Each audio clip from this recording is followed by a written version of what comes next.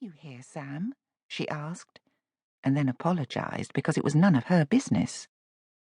Only, without Emily and Andrew, the presence of their sperm donor was, well, unnecessary, frankly.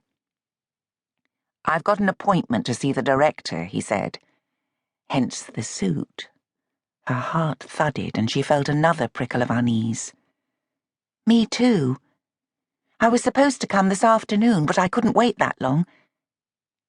"Sam, what on earth do you think is going on? I phoned, but they were really cagey.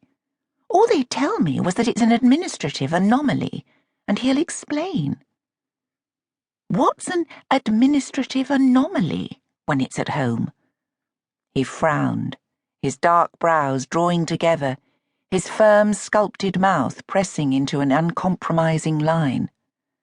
"I have no idea," he said after a moment, "but I intend to find out.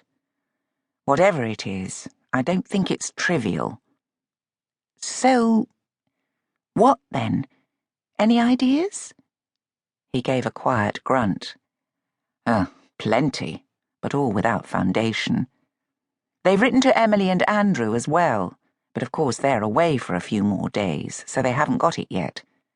And they wouldn't tell me anything either. But as you say, they were cagey. The only thing I can imagine is there's been a mix-up. A mix-up? She stared at him for a moment, then felt the blood drain from her face. "This is really serious, isn't it?" she said unevenly. "Like that thing in the news a while ago about switched embryos. That was horrendous." "Yes, I saw the media frenzy." "I thought it must be a one-off because it's so tightly regulated. But what if it's happened here, Sam?" she asked, her blood running cold.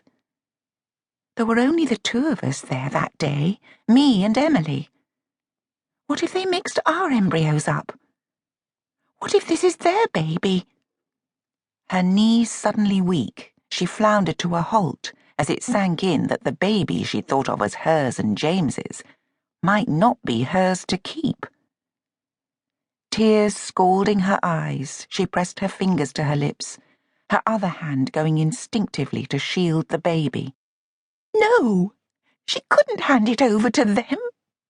But if it wasn't hers... Sam studied her in concern, his eyes drawn to the slender hand, splayed protectively over that gentle swell. "Please, God, no," he thought. The other batch of embryos had all died before they could be implanted into Emily. But if Amelia was right, then they'd been hers, her last chance to have her late husband's child. And when this baby was born, she'd have to hand it over to Emily and Andrew, and she'd be left with nothing. All the plans, all the joyful anticipation would be crushed with a few words.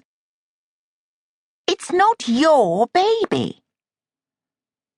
The memory scythed through Sam, and he slammed the door on it and watched as another tear spilled over her lashes and tracked down her face. Oh, Amelia. He lifted his hands and smoothed the tears away with his thumbs, gutted for her. "It may not be that," he offered without conviction, his fingers gentle. "It must be," she said, her voice expressionless with shock. "What else could it be?" What else, indeed? He dropped his hands and stepped back. "Come on, let's find out," he said, impatient now to get this over with. "It might be something else entirely. Something to do with the fees, perhaps." "Then it would be the finance people dealing with it, not the director," she pointed out logically. "No, it's something else, Sam. Something much worse. I think it must be the embryos." Her smoky green eyes were still glazed with tears, her lashes clumped. But she sucked in a breath and her chin came up, and he laid a hand on her shoulder and tried to smile. "Why don't we find out?" he said again, more gently, turning her towards the entrance. But she hesitated, and he could feel her trembling.